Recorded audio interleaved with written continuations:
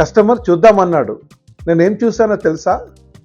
సేల్స్లో ఒక మాట ఉంటుంది, సార్ చూస్తాం. కస్టమర్ చూస్తామంటాడు. సేల్స్మెన్ మాత్రం ఇంటికి వెళ్ళి ఏం చూస్తారు సార్, నేనే చూస్తున్నాను కదా. కానీ ఫ్రెండ్, ఒకరోజు కస్టమర్ చెప్పిన చూద్దాం నాకు సేల్స్ ఒక పెద్ద లెసన్ నేర్పింది.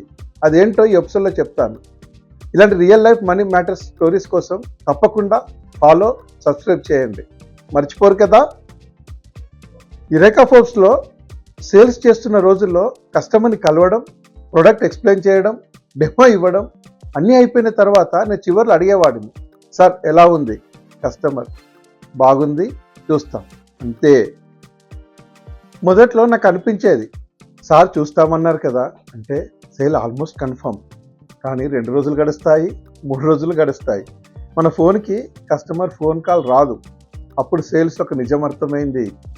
కస్టమర్ ఎస్ చెప్పకపోతే అది ఎస్ కాదు, అది రిజెక్షన్ కూడా కావచ్చు.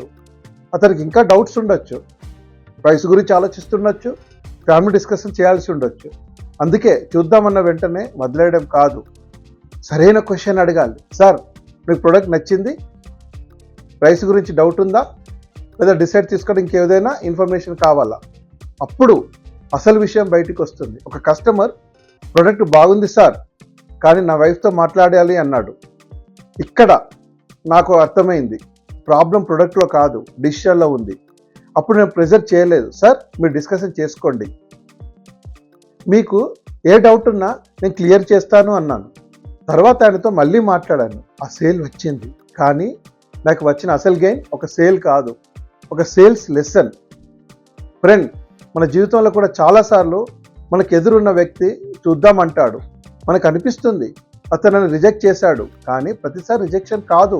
కొన్నిసార్లు వాళ్లకు మనపై నమ్మకం రావడానికి ఇంకొంచెం సమయం కావాలి. అందుకే మనుషులను పుష్ చేయకండి, అండర్స్టాండ్ చేయండి. సేల్స్లో కస్టమర్ని గెలవడం కన్నా కస్టమర్ నమ్మకాన్ని గెలవడం చాలా ముఖ్యం. అందుకే అప్పటి నుంచి కస్టమర్ చూద్దాం సార్ అంటే నేను కూడా తప్పకుండా సార్, కానీ ఏం చూడాలో ఇద్దరం కలిసి డిసైడ్ చేద్దాం అని నవ్వుతూ మాట్లాడేవాడిని. అప్పుడు కన్వర్సేషన్ కూడా కంఫర్టబుల్గా అవుతుంది, కస్టమర్ కూడా ఓపెన్ అవుతాడు. సేల్స్ అంటే మాట్లాడడం కాదు, వినడం.